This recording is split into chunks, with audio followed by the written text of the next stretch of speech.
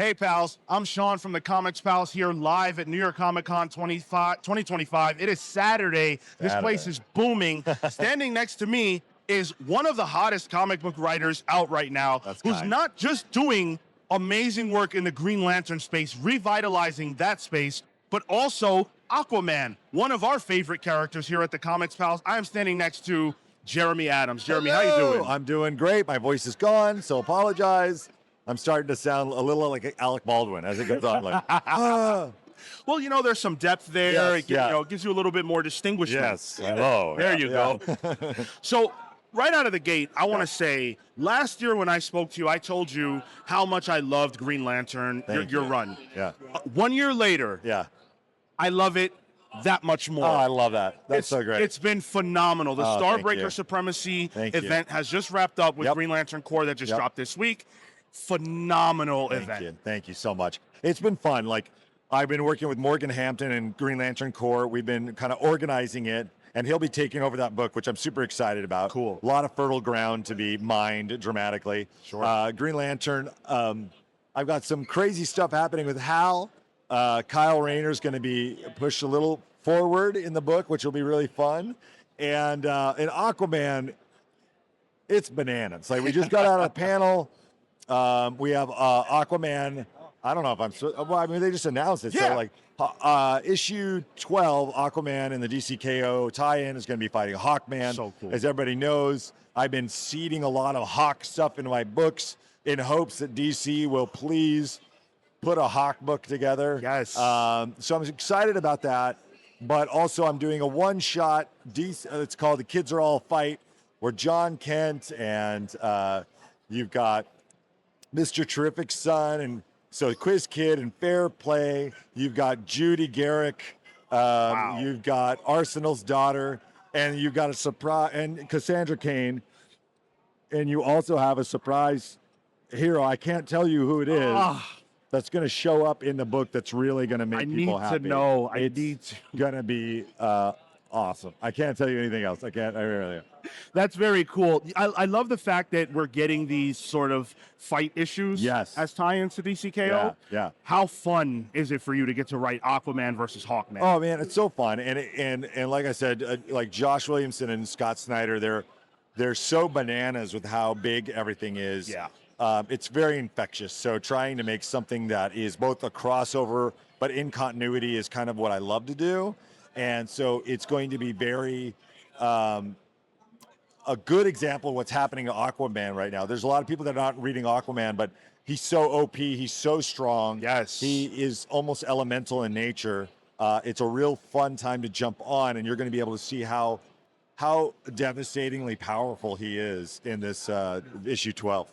Yeah, I mean, I think everybody should be reading Aquaman. It's been fun to watch you kind of like rebuild that character. Yeah.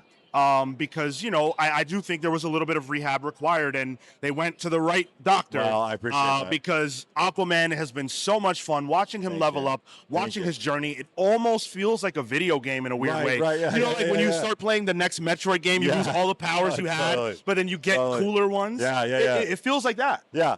He's got a rad sword that turns from a harpoon to a sword. Yeah. He can manipulate water with hydrokinesis. And now he's the avatar of this thing called the Blue. So he's just absolutely a ridiculous elemental force of nature. He takes a hit from Superman, like, Right. that's it. You know, so. And that elemental force of nature is going to go up against Hawkman. Yes, Hawkman. Good luck, Hawkman. Well, yeah, good luck, buddy.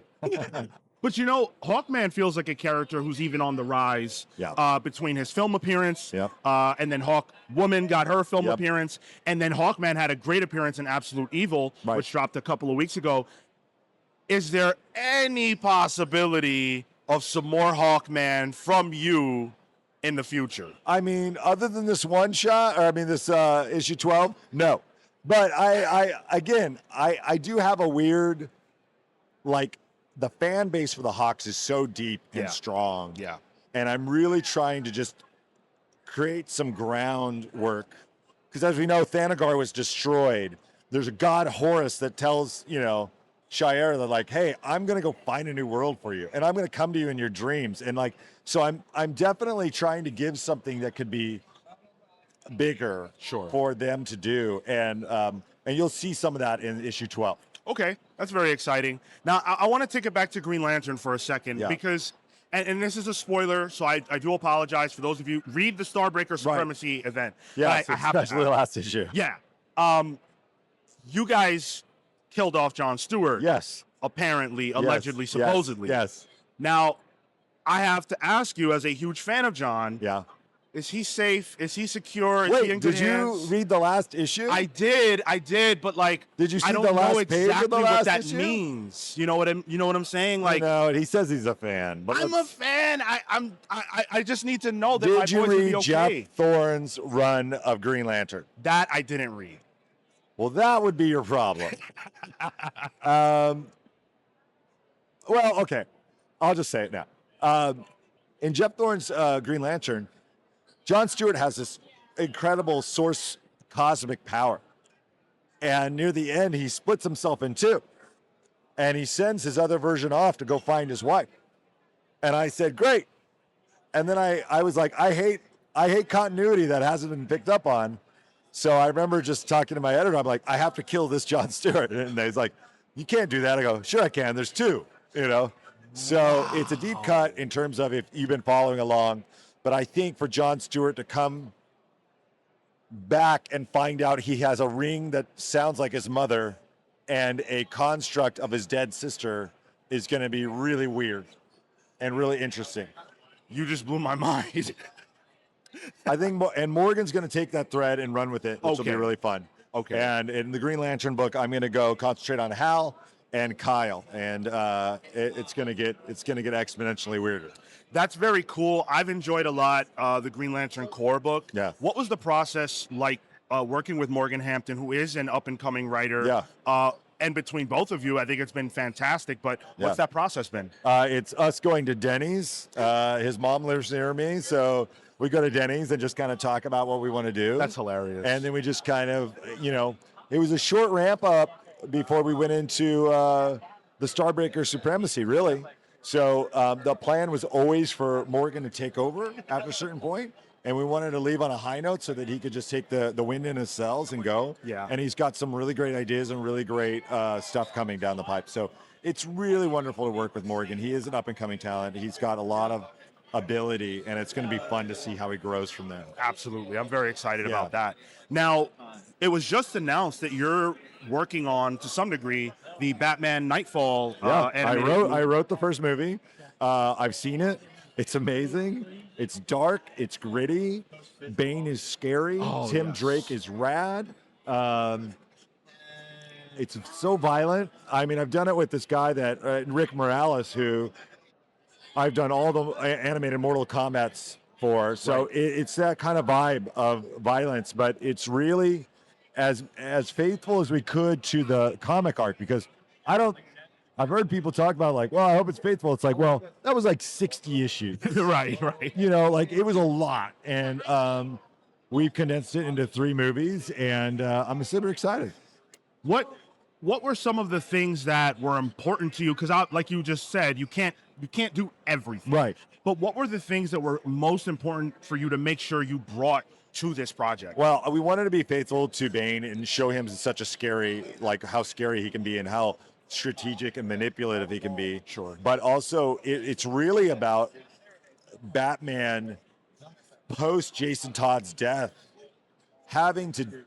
feeling like he has to do it alone and not really putting trust in Tim. And that was a huge part of the arc, was like just feeling like he has to do it alone and being worn down bit by bit by Bane kind of activating all these killers and villains.